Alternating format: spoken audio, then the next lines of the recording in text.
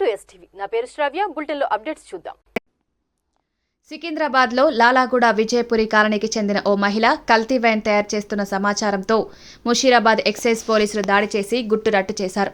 112 బాటిళ్లలో నింపిన 90 లీటర్ల వైన్ను స్వాధీనం చేసుకున్నారు. గతంలోనూ కల్తీ వైన్ తయారు చేస్తూ ఇదే మహిళ పట్టుబడిందని ఎక్సైజ్ పోలీసులు తెలిపారు.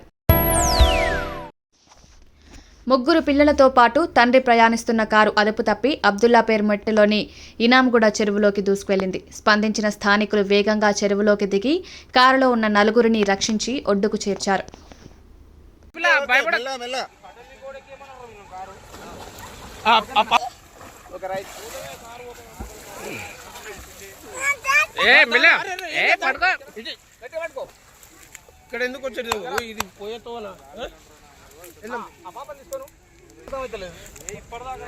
నువ్వు అట్లా ఉన్నా ఏం కాదు.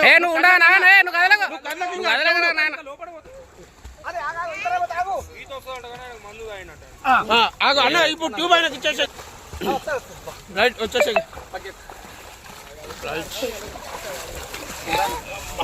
తీసుకోవడం మంచి పని అయింది.